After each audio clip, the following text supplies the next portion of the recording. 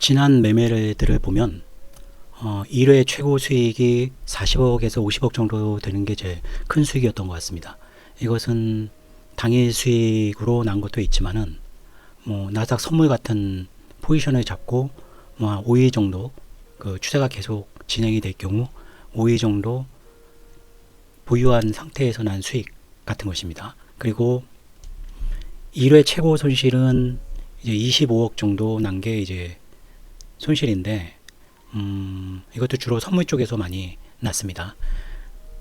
그리고 최고 자산 대비 최대 손실은 여러 번 제가 영상에서 말씀드린 것 같이 그 1998년에 그 선물 매매로 2주간에 걸쳐서 자산 대비 최대 손실, 그러니까 자산의 70%가 2주 동안에 손실이 난 적이 있습니다.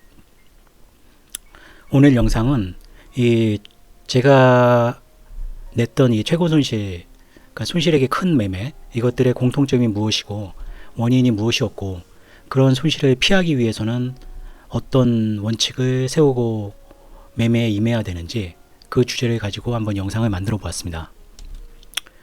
가장 큰 손실의 원인은 이거죠. 추세와 반대되는 포지션을 들고 있을 때, 그러니까 선물로 말하면은 주로 이제 올라갈 때 셀 포지션으로 손실이 난 것보다는 이제 하락할 때 그 추세 전환을 노리고 바이를 잡았다가 바이를 손절하고 또다시 바이로 들어갔다가 손절하고 이런 식으로 그 추세와 반대되는 포지션을 갖고 있을 때입니다.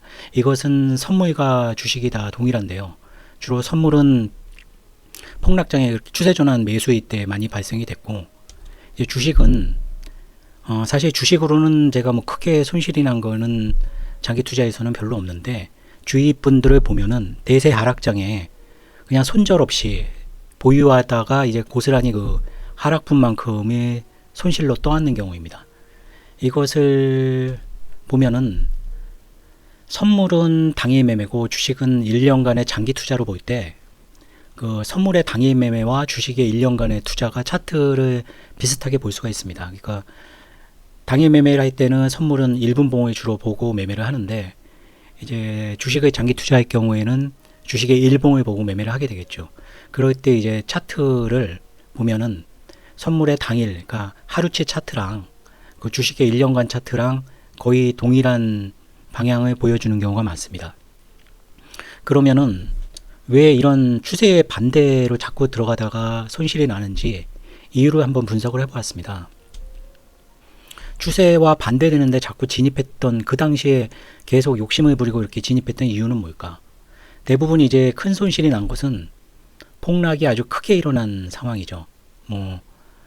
선물 지수가 10포인트, 20포인트, 30포인트 빠지는 장인데, 보통 선물이 10포인트 정도 빠지고 반등하는 경우에는 이제 추세 전환으로 들어가서 크게 수익이 나는 경우가 있죠.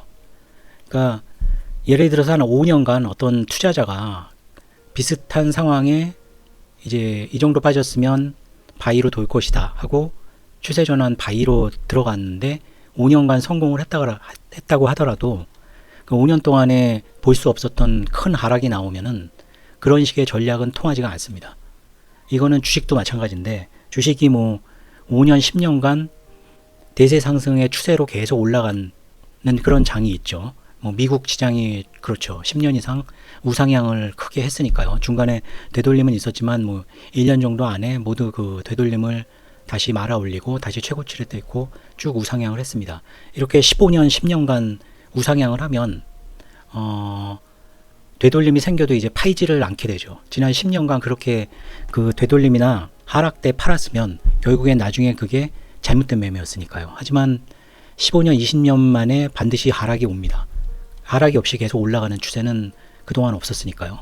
그럴 때 이제 큰 하락이 나왔을 때 지금까지 10년, 15년 동안 잘 맞았던 전략도 이제 커다란 손실을 맞게 되겠죠.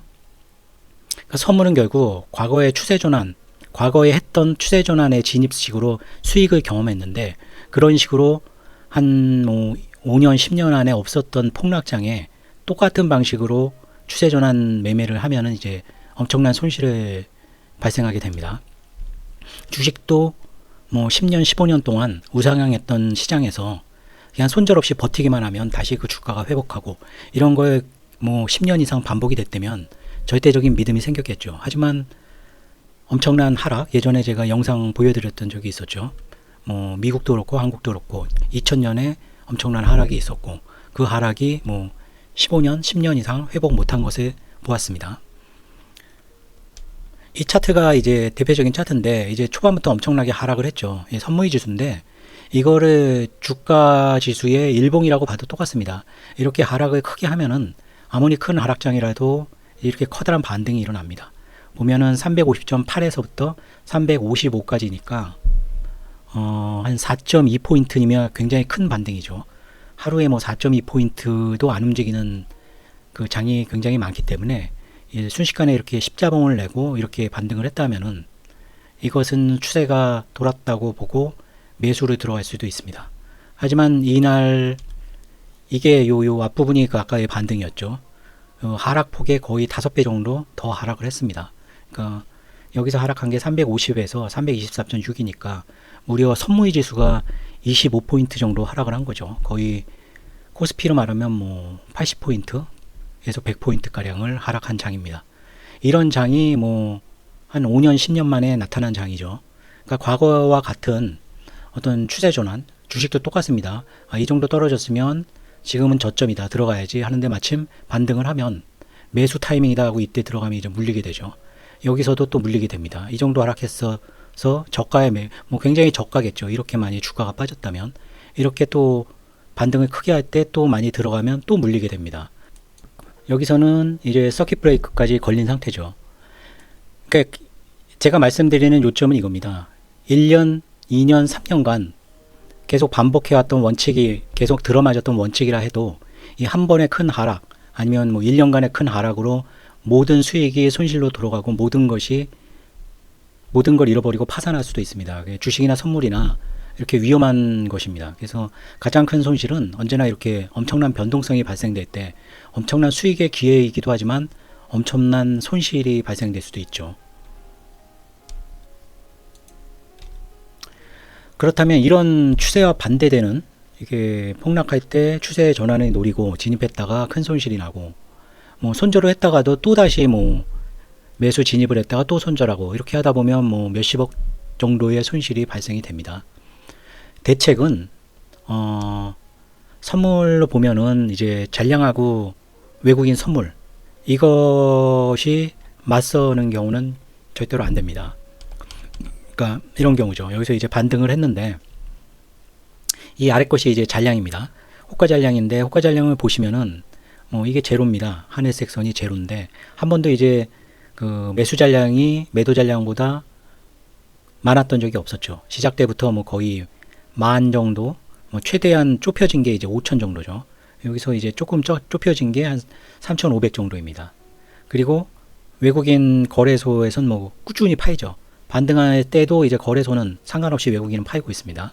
외국인 선물도 이렇게 4.2포인트나 반등을 했지만 외국인 선물이 반등한 것은 극히 미미하죠. 이럴 때는 절대로 매수를 들어가면 안 됩니다.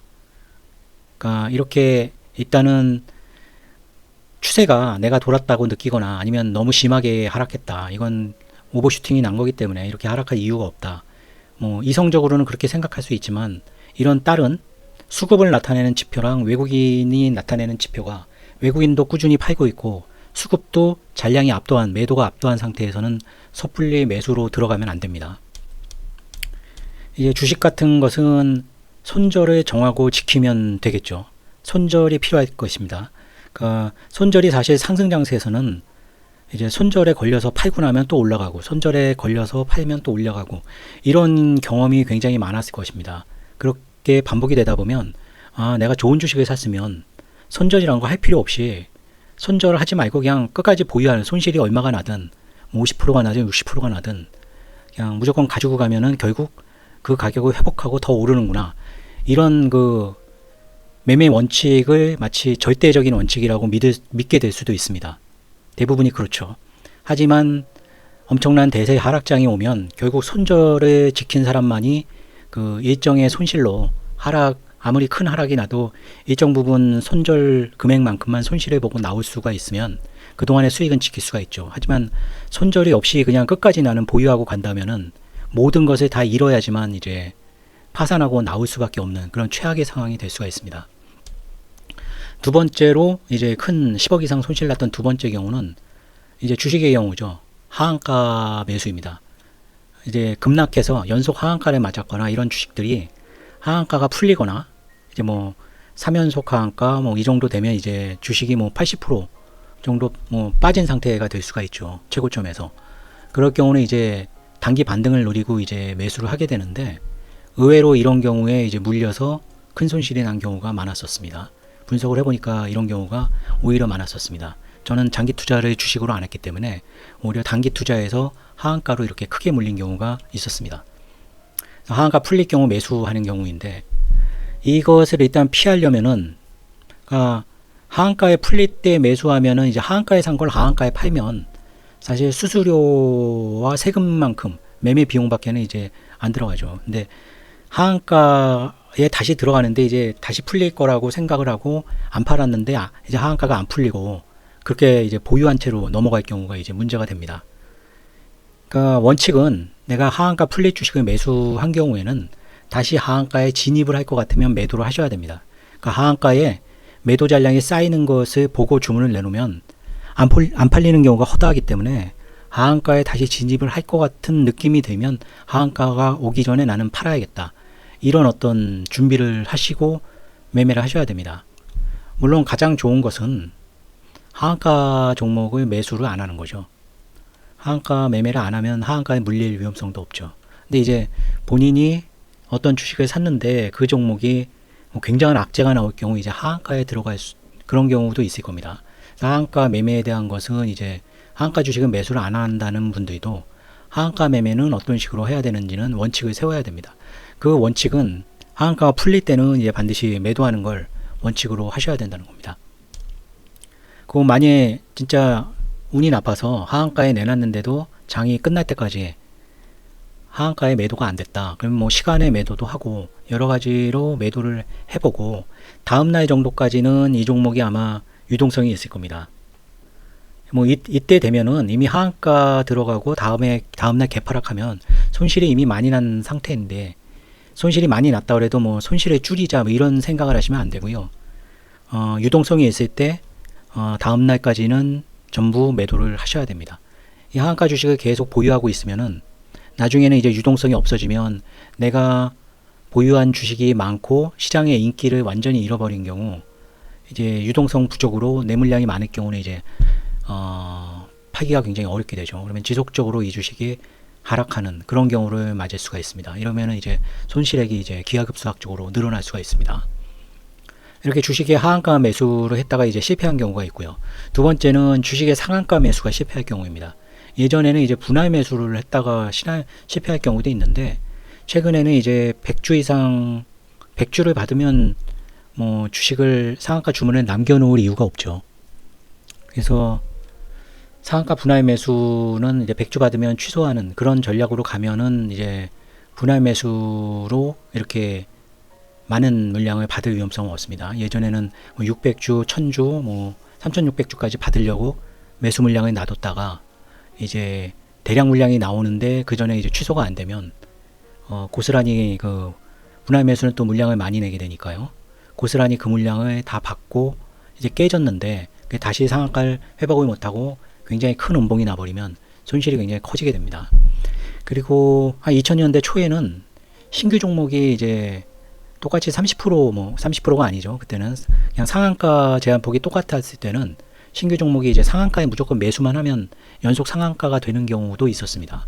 근데 그런 경우 한번 이런 일이 있었는데 상한가에만 신규 종목을 사면에는 이제 다음날도 사지는 게 어렵지 상한가에 사기만 하면 다음날 이제 연속 몇 번씩 상한가에 치니까 신규 종목이 상장만 되면 이제 막 계속 이제 상한가에 주문을 내서 빨리 주문이 들어가게 그렇게 한 경우가 있었는데 이제 몇 천만 주가 쌓인 상황에서 그때 아마 조선주였을 겁니다. 몇 천만 주 상한가 매수 잔량이 쌓였는데 거의 1000만 주 가까운 매도 물량이 한 방에 나온 적이 있습니다. 상한가에. 근데 그 주식이 이제 상한가가 깨졌죠.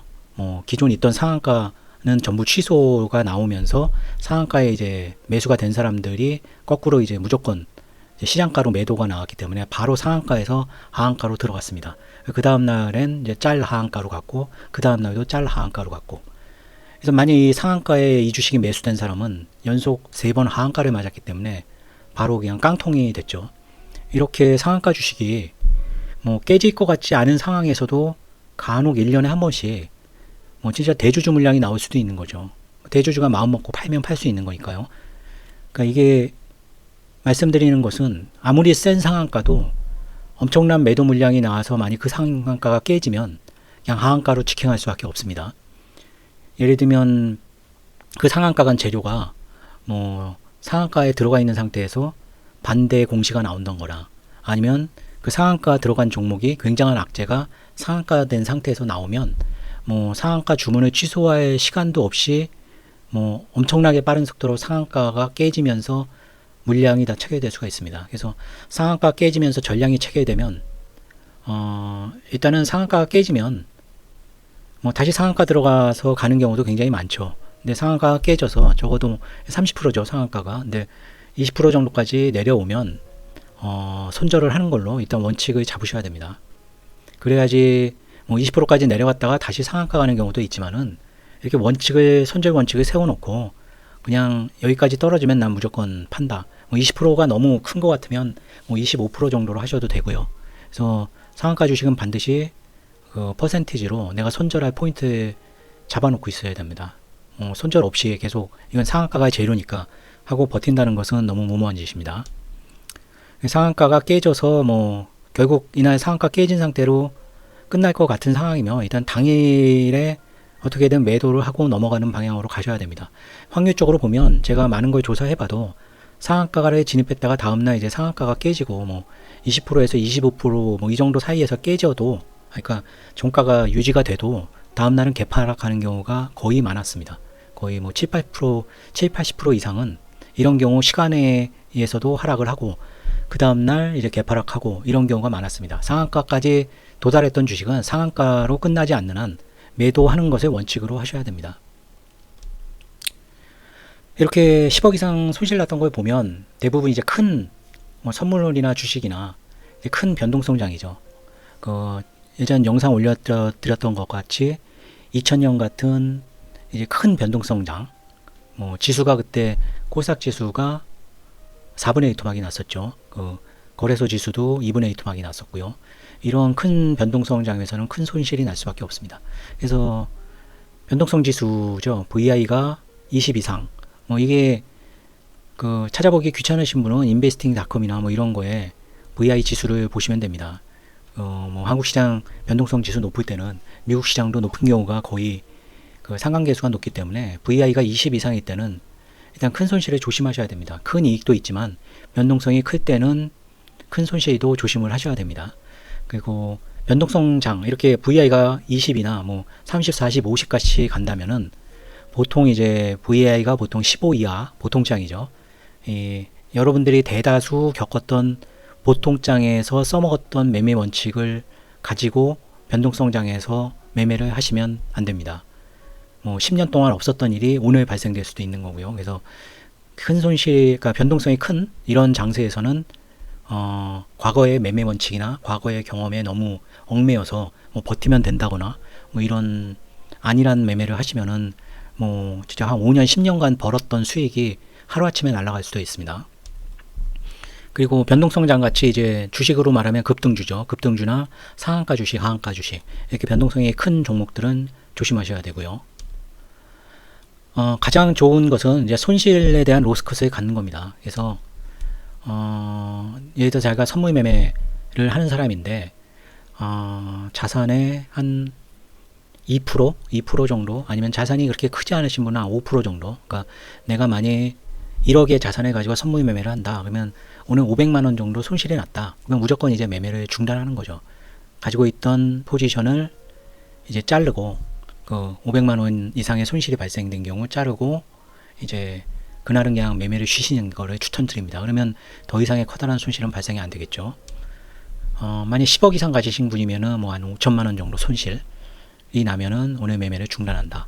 주식 종목은 뭐 단기 종목이라면 10%, 그리고 장기 투자 종목이라면 아무리 크게 봐도 30%까지 만약 내가 보유한 로스컷이요. 그러니까 나의 손익이 그러니까 손실이 30%를 넘어가는 주식 종목은 매도를 하는 게 맞습니다. 뭐 과거에 뭐 30%까지 빠졌다가도 얘가 다시 최고점 뚫고 2배 수익이 났다. 뭐 이런 것은 보통의 장세에서는 그런 경우가 많이 발생이 되는데 대세 하락장을 만났을 때는 모든 손실을 30%로 막을 수 있는 것을 이제 뭐 89, 90% 손실까지도 발생이 되게 됩니다. 그러니까 손실 로스컷이란 건 사실 상승 장세보다는 하락 장세나 이제 VI가 20 이상인 이제 대세 하락장 이럴 때는 뭐 손절은 반드시 뭐 지켜야 될 원칙입니다. 근데 대세 상승장에 손절을 안 지켰더니 오히려 낫더라. 손절을 안 하는 것이 맞다. 뭐 이런 유튜버들도 있는데 그분들은 아마 대세 하락장에 큰 손실을 경험이 없기 때문에 이렇게 쉽게 말씀을 하실 수 있을 겁니다. 오늘 영상은 여기까지 됐고요. 이제 이번 주 매매 손익을 정리를 해보면 인스피언을 그 상장일 날 너무 과도하게 하락을 해서 다음날 그 세이비온의 상황을 보고 다음날 반등을 할 가능성이 높은 주식이다. 매수세가 강하게 들어올 수 있다. 왜냐하면 당일날은 이제 그 YJ 링크로 매수세가 몰렸었죠. 하지만 이제 인스피언이 이 정도 하락을 했으면 당일날은 300%까지 땡기기는 어렵죠. 이미 하락 추세인 종목을. 하지만 다음날은 이제 유통 물량이 워낙 적은 주식인데다가 뭐 전일 상장일날 이제 팔만한 매도 세력은 거의 파이지 않았습니까? 그리고 유통 가능 물량이 적기 때문에 종가에 이제 매수를 들어갔습니다. 종가에 16,000 정도 매수를 들어갔는데 초반부터 그렇게 강한 상승을 보여주지 못했습니다. 인스피언이 이제 다음날. 근데 이제 결국에는 종가의 상한가까지 갔죠. 하지만 이제 다음날 욕심을 안 부리고 모두 청산을 했습니다. 3,600주 매수를 했고 이제 전일 상장일날 인스피언 매수한 종목, 매수한 물량 합쳐서 총 2581주 해서 손익은 한 2,647만원 정도 됩니다. 그리고 코츠 테크놀로지는 그 원자재 운영하는 계좌 2번, 3번으로 매수가 들어갔었는데 이제 계좌 정리 차원에서 그냥 매도를 했습니다. 수익은 한 12.8%, 12.5% 정도 나왔고요. 그리고 코스피 선물은 뭐 오늘 매수 쪽이 굉장히 크게 추세가 나왔는데 오랜만에 한국장이 많이 반등을 했죠. 일본이나 뭐 미국 나스닥 선물도 별로 좋지는 않았는데 한국장에만 특이하게 삼성전자랑 현대자동차 뭐 이런 큰 종목들, 전기차 테마 이런 종목들이 오르면서 굉장히 큰 반등을 했습니다. 하지만 그동안 좋았던 바이오나 그 다른 중소형주들은 수요일날 별로 성적이 좋지 않았죠. 이날 시스템 계좌가 이제 그 선물 매매를 하지 않아서 선물 수익 그렇게 좋지는 않았습니다. 계좌 첫 번째 계좌가 4,681만원, 두 번째는 이제 이번 주죠. 3,953만원, 세 번째 계좌가 3,057만원, 한 1억 1,700만원 정도 수익이었습니다. 예. 그리고 여러분들이 많이 도와주신 덕분에 제가 그 유튜브 파트너로 등록이 됐습니다. 예, 감사드리고요. 뭐, 이 등록이 되고 여러 기능들이 열려져 있는데, 이제 뭐 멤버십이나 커뮤니티나 슈퍼스 등 기능이 뭐 열렸습니다. 근데 제가 뭐 이런 것들을 잘 모르기 때문에 주말에 좀 이 기능들을 좀 공부를 해보고 여러분들한테 도움이 될 수 있는 내용들이 뭐가 있는지 기능들을 가능하면 뭐 다 사용을 하면 좋겠죠. 네, 그렇게 해서 좋은 기능들이 있으면 활성화시켜서 사용하도록 하겠습니다. 네, 오늘 영상 좀 길게 됐는데요. 여러분들은 이렇게 저같이 10억 이상 손실 나는 그런 매매는 피할 수 있게 좀 도움이 되셨으면 합니다. 나머지 오늘 이번 주 남은 매매도 좋은 수익 올리시길 기원하겠습니다. 감사합니다.